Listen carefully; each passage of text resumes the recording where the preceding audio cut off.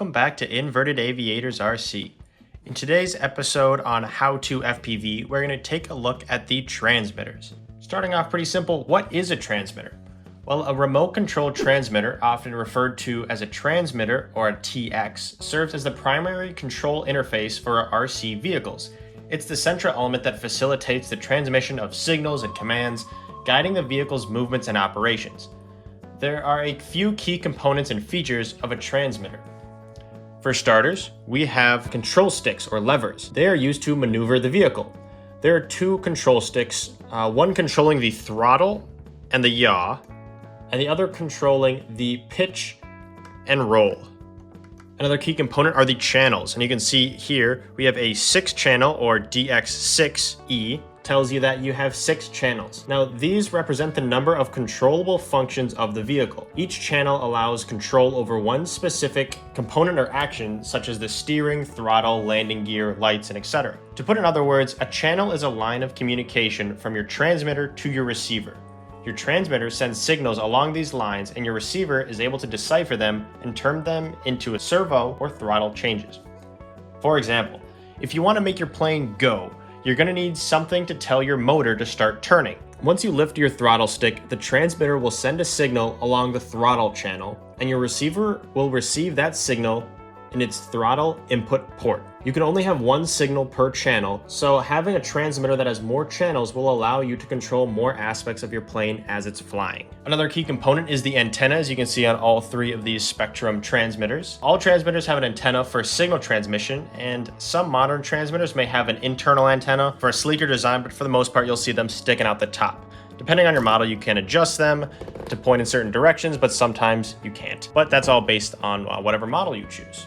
Another huge feature that you might not have even noticed, but these 2 transmitters on the side, the DX6E and the DX8E, have these LCD screens. These screens allow you to show information such as battery levels, signal strength, Expo, timers, telemetry, and much more. So it's super nice to have the screens when picking out your transmitter. You'll also see all of these fun switches and dials on the transmitter itself. All transmitters will have these switches which allow you to control different channels and different features, and really lets you customize your flying experience. Transmitters operate on specific radio frequencies, such as 2.4 gigahertz, to ensure a reliable connection with the receiver on the RC vehicle. So make sure that the transmission signal matches on both your transmitter and your receiver, or else your devices won't be able to talk to each other. Just make sure you notice that they are matching before you purchase any equipment. One other thing I should mention is that different brands of transmitter use different protocols when sending signal. A protocol is the actual signal wave that goes from the transmitter to the receiver. In this case, this Spektrum transmitter uses DSMX as a protocol, and this Radio Master Zorro uses ELRS. Long story short, make sure that the protocol that your transmitter sends matches the protocol that your receiver receives. We prefer Spektrum and DSMX because a lot of E-flite's planes come bind and fly ready, meaning as long as you have a compatible DSMX transmitter, you can use and fly any plane with this transmitter. For us, it makes it really easy for our situation, but there are a lot of different situations. If you want to fly really far away, ELRS is a lot better, but for our case, most of the time, Spektrum is just what we need. Now, you might be a little taken aback by all the different features and characteristics to look into when picking out a transmitter. Here are a few things to consider when picking out a transmitter that would work best for you. First, the number of channels. Make sure that the transmitter has enough channels to control all the functions that you want to on your RC vehicle. If you're flying a really simple UMX plane, you're only going to need 4 channels: throttle, pitch, roll, and yaw. But if you're going to fly a much larger scale vehicle, like the FT guinea pig that we fly, if you're curious about that, we have a video about it, so feel free to check it out. You might need 8 channels, which again, that's what the 8 in DX8E means, which you'll have things like throttle, pitch, roll, yaw, landing gears, flaps, lights, and a toggle for safe. And without these 8 channels, you simply won't be able to control these features on your vehicle. It's also very important to choose a transmitter that operates on a frequency compatible with your RC plane. Like I just said, common frequencies include 2.4 gigahertz, which is pretty standard due to its reliability and interference resistance. Also, ensure compatibility with your plane's receiver before purchasing a transmitter. or a receiver, because the worst thing that could happen is you get one or the other and you realize that they just don't match. Depending on how far away you're trying to take your remote control vehicle, consider the range you'll need. A longer range is beneficial if you plan to fly at greater distances, but that usually comes with a higher price tag. If you just want to fly around the local park or do something simple like that, these Spektrum transmitters are perfect for you. Some transmitters offer programmable features that allow for customization and fine-tuning of your RC plane's performance. Advanced features like dual rates, exponential rates, and mixing can enhance control and the flying experience. I'll go over how to set all of those up on the Evos later, so stay tuned for a more detailed explanation on how that all works. These are the transmitters that we have been flying pretty much since day one, barring this DX8E, which is the newest addition to our lineup. These are the transmitters that we use and love every day as we go out flying. Starting with the DXE. Our RC journey started with the DXE, and we need a controller to fly the UMX Cessna 182, which you've seen a few times on our channel here. DXE is perfect for a brand new beginner who is still on the ropes about remote control because it is designed for individuals looking for a simple, user-friendly device. These typically operate at 4 channels, sometimes 5, offering basic controls for standard RC models. While it is a bit cheaper, that's because it offers fewer advanced features compared to the higher end models that we have here. It obviously doesn't have a screen here, which means if you want to change a profile or other settings, you can either use joystick commands, which can be really finicky and annoying, or you'll have to pick up one of these Spektrum cords, which plug into your computer. And there's a port on the back of these DXEs where you can plug in and then you bind to the Spektrum software and you'll be good to go. It is a little annoying without a screen, but it is for sure possible since we did do that when we first started flying. This is also generally more affordable than the DX6E and the DX8E, making a much more budget-friendly option coming in at about 115 bucks. And I will note that Black Friday is right around the corner, so this is a perfect time to pick up a new transmitter because these are usually one of the more expensive pieces of the FPV setup, and you don't want to skimp out and get a really cheap transmitter. And any one of these three work really well.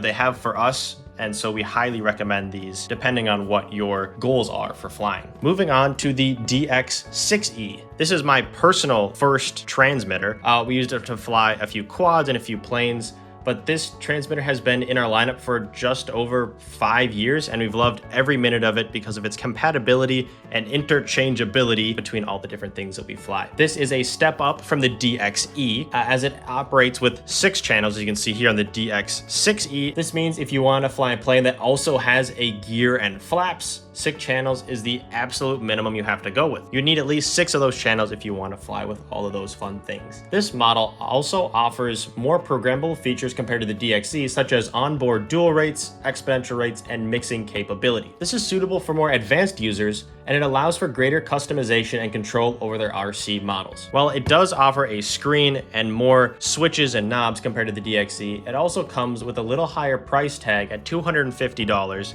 but it's worth every penny since we've had this transmitter for, again, 5 years, and it still works just as well as it did right out of the box. Longevity is a super nice thing to consider when picking out a transmitter because you want these things to last. You don't want these just bugging out when you're flying, and we have not had any issues with these DX6E. Moving on to the final DX8E, which, as you can guess, 8 channels, or you can see here, 8-channel DSMX. This is the highest end model out of these 3.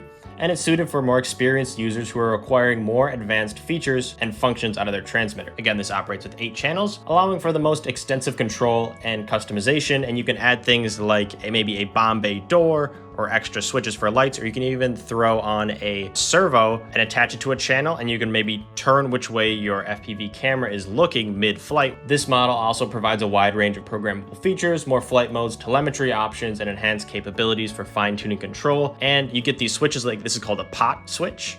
You can twist it, and it's different than these positional switches, as you can see, it's smooth around, so you can change the signal as you go in a small incremental steps. But as you can imagine, with this model being more feature rich, it comes at a much higher price point than the DXE or DX6E, coming in at $330. So we are going to link all 3 of these models in the description because we have used and loved all 3 of these. And we will note that the links that we post are affiliate links for the most part, which means we do get a little commission if you guys buy transmitters through our links, but it doesn't cost anything more to you, but we do have to disclose that we do get a little commission out of them. And one more thing that you might have to pay attention to is how your transmitter is powered. Some have just AA batteries that are non-rechargeable, but some have LiPo batteries. So whether the transmitter is powered by AA's, LiPo, photosynthesis, or however it gets its power, just make sure you know what you're getting just in case you need to buy an extra charger or extra AA's. But either way, make sure you know what you're buying. So now on to the part that you've all been waiting for. How do we set up our plane with these transmitters? I've got a side cam that is looking straight down at the transmitter and an unbound transmitter to Evo. So we're gonna start like you should always start, plugging in your battery.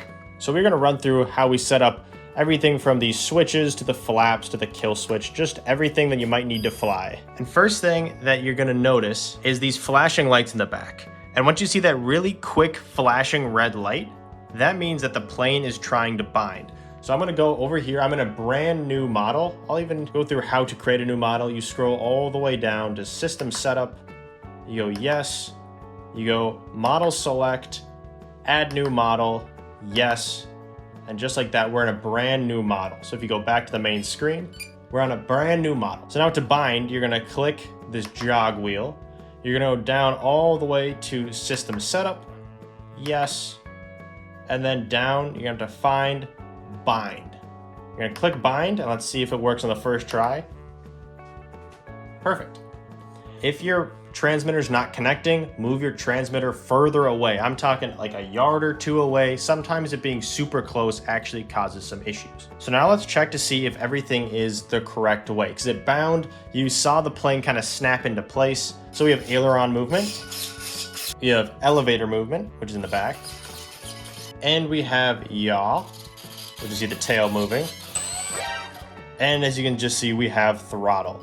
Now the first thing you should always set up, no matter what, is the kill switch. Because right now, as you can see, once I move the throttle, it goes. There's nothing stopping it except for unplugging the battery.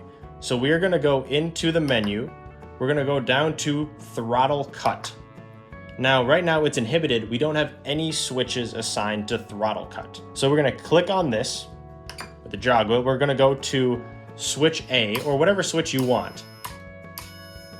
As you can see, it's starting to beep already. We're gonna click again, and we're gonna go position is -100, switch A. So right now, it's currently spinning. So once we switch it, you see we don't have any throttle movement, which is perfect. However, I like it so that when all of the switches are down, that means you're grounded, you can't fly. So right now my switch is up.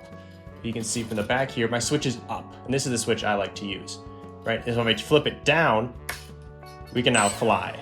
Switching it back up, it's killed. So in order to reverse that, all you gotta go down here is switch which side is black. So there's a little nub that's down, and you just wanna click and switch it. So see now, the white side has the nub on it. So when I switch it, so as you can see now, with the throttle or with the switch down, the throttle is killed, and we're not actually only gonna chop our finger off. If we're in a safe place, we can flip off the kill switch, give throttle, and just like that, we have a kill switch set up. Again, this is always the first step because safety is always the #1 priority when it comes to flying RC.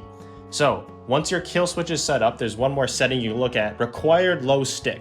Now I have this on, which means your stick has to be below 25% in order to arm. If I have a high throttle, I can't arm because what happens if I accidentally flip the switch and my throttle's up and it'll just take off? Low stick on, or low, required stick low, yes. I have to be holding my stick all the way down, then arm, then I can throttle.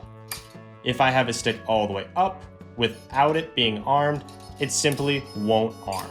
So that's another layer of safety that I like to add. It's personal preference, but I think it's always a good call to be more safe rather than less safe, and that's what we do. Next, we're gonna go to dual rates. Now, the benefit of dual rates is sometimes you don't wanna be super flippy and flying all crazy, so you can flip the rates onto low, which means your stick inputs will do less. We're gonna do that by going into DR and Expo, and we're gonna go first with the ailerons. And we're going to go, oh, this is what we do. And you might be thinking, well, why do you do it this way? Well, we do it based on what the manual says for the plane. And we like what the manual says, so we just stick with that. The manual says on high rates, which I put it on the C switch, because when I'm flying, that's a pretty easy switch to flip. But when it's on switch C, we can go and it's up. And again, up means flying for me. So that's why I want to be as crazy as possible. So we're going to go dual rates are 100, 100, Expo, 10 and 10. Now what that does is you can see over on this side, the line, the more Expo you have, the more curve there is to the line. See how it's curving more the more Expo I add? That means your stick input does less and less near the center with the more Expo you have. And so just by having 10 Expo, it's not that much. It's just a very little curve to the plane, but it makes the smaller adjustments you make at the stick center does even less. And that's just a nice little thing to have. If we go back in here, we can flip the switch down and then set the other dual rate. So this is when you want to fly with your controls doing a little less. You want to be smoother, you want to do maybe a little more cinematic, or for whatever reason, you want to have less rates. So now with the switch down, which for me means a safer flight, so down, safer, you're on the ground. That's my mentality. You can go up to dual rate and scroll this down to 85%, which is again what the manual says. So you can really do whatever you want, but this is what we do and we want to show what we're doing. And the other change is Expo is now 25%. So as you can see, the line is getting more and more curved with the 25% Expo, and your movements near the center will be even less since this is in the lower, safer mode, at least according to my mentality with the low switch. If you want to switch it to a different switch, it's easy enough as going down, clicking on the switch button, and then picking whatever switch you want by flipping it. As you can see, now it's switch G. But again, I like switch C, and we're back to how we were. Make sure you do that for not only the aileron, but the elevator. Now the elevator has the exact same rates as the aileron, so this is as easy as copying what you just did. 110, flip it down, 85 and 25. And lastly, we go to the rudder, which has a slightly different dual rate and Expo. So we're gonna go up to dual rate, which is 100 when it's up, 10 when it's down, which is the same. But when we're down, it's 100 on dual rate and 20 on Expo. And for whatever reason, the manual says to do it, so we don't question it, we just follow along. It's worked really well for us. It works really well in the wind as well. So when we are at full left on low rates, you'll see that it goes about that high. You can't even see it on camera. But if we go into high rates, you'll see that it flips even higher. So that's the whole point behind the dual rates, is that you can have it go even further than it does normally, and it's easy as a flip of a switch. So now we are going to set up the flaps, and we actually have to change the aircraft type in order to switch the flaps. So we're going to go down all the way to system setup, yes, aircraft type, and we're going to switch it from a wing normal to a one aileron, one flap. And that's because we have one channel that's controlling the ailerons and one channel that's controlling the flap. Easy enough. So we go next, that's normal. Next, that looks fine. And now we go into the menu, we go down and we go down to the flap system. And after clicking there, we can go and see that we have no flaps, which means our flaps on our plane are permanently stuck how they are. So to set up the flap system, I like putting it on this G channel up here. That's because you have a 3-position switch, which means you can have full, half, and no flaps. And once again, going with my mentality, down, which as you can see, it's down like this. Down means you're on the ground, you want full flaps, you want the slowest possible, the safest possible, you'll throw it down. So if we go in here and click on inhibit, we'll click switch G, and we'll click again, and we'll see that we have all of these options. Now to start, according to the manual, position 0 should be 100. And you can actually hear the flaps going down. You can kind of see that on the other camera as well. These flaps go down, and you'll notice that there's an elevator option. And as you put on flaps, your drag will increase and your lift will increase. And that's the whole point of flaps, is to slow you down but make you more floaty. Now to counteract that floatiness, you increase the elevator mix as well, tilt you forward and keep you from just nose up and just crashing. So according to the manual, at 100% flaps, you will have 30% elevator. In the middle position, we have 0% flap and 17% elevator. And finally, at the very bottom, we'll have negative 100% flap and 0% elevator. Now, it might be confusing to say 100%, 0, and negative 100%, but let's think about it like this. 100% is all the way up, as you can see. 0% is halfway, and negative 100 is all the way down. And now you don't really want it to be snapping this quick, although snap flaps are kind of cool. It is better on the joints and on the servos to have a little delay. And you can set that delay here at the bottom with the 1 second delay. So now, as you can see, it's nice and smooth. And as you flip through the switches, it's not gonna just jolt your plane and go really fast, although that is, again, fun. So that wraps up our transmitter video. Hope you learned a lot about the ins and outs and the ups and downs of transmitters. And let us know in the comments what type of transmitter you guys like, whether it's Spektrum or FR Sky or a Tyrannus or any of the other fun types of transmitters that exist out there. Let us know what you like. And we'd like to put a disclaimer, these are all transmitters that we really love, and they work really well for our situation of flying really close, flying around parks. And if you guys don't like them, let us know why. They've worked perfectly well for us for 5-6 years, so we like to think that we've got a little bit of experience, but we understand that there's so many different scenarios. These aren't really long range based, but they work really well for us. So again, let us know what transmitters you guys like and why you like them, because we're always open to new ideas and new products to try out. So thank you guys so much for watching, and catch us in the next one.